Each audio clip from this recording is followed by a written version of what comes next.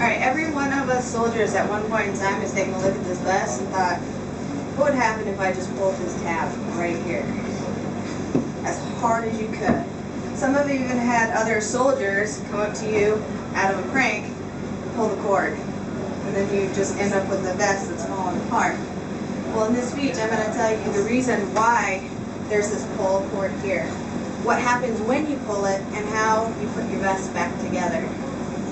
So the first thing is that when in 07-08, they started coming out with the IOTV, which is the Improved Outer Tactical Vest.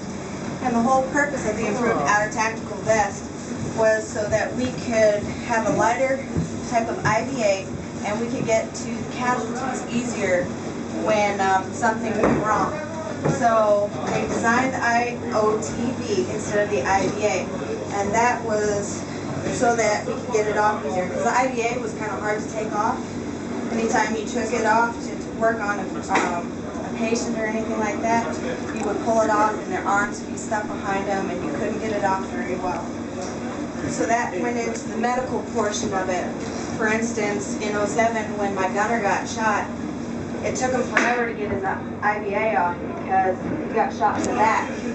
And they had to take off his vest, but they couldn't get it all the way off of him without moving him and causing him more pain.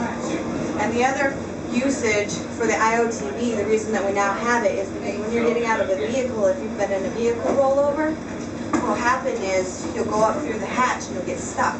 Or if you're a gunner, you'll get stuck on it. So they designed the pull tab, or the quick release strap, in order to make sure that we could get out of our vehicles if we got stuck with our armor on.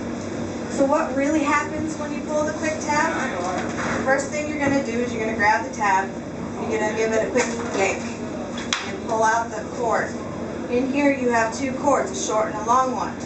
This allows your vest to just drop, and allows your medics to be able to get in to save you quicker and easier.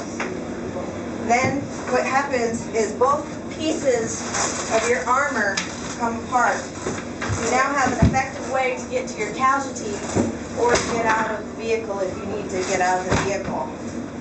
So that brings me to, alright, I have my vest. It's in pieces. How do I go about putting it back together? Well, you're going to gather up all the pieces of the vest. And you're going to put them up somewhere where you can get to it easily. Kind of put it like you would normally want to get to it so that you have both pieces where they should be. You're going to take the cord and you're going to put it back up through the loop where it was, and you're going to run them back up in here, up through this little guide right here, and that's going to take it all the way to the back. On this other side, you have to make sure that you put this up here, and there's a loop in the back that you put, when you put it up in, you put this through here, and then when you put the guide string in, it keeps it in place. Technically, when you get done, it'll look something like this. You have your pull tab right here, and it runs all the way around to the back.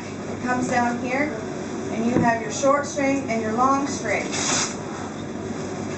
You thread all these little tan parts back in through these loops so that it keeps it. That's what keeps your vest in place. And if you miss one of these, you're just going to end up having your vest fall apart. So what happens now, you take the two, the short one goes up on the top, and it goes back through where I told you the other tab gets put in.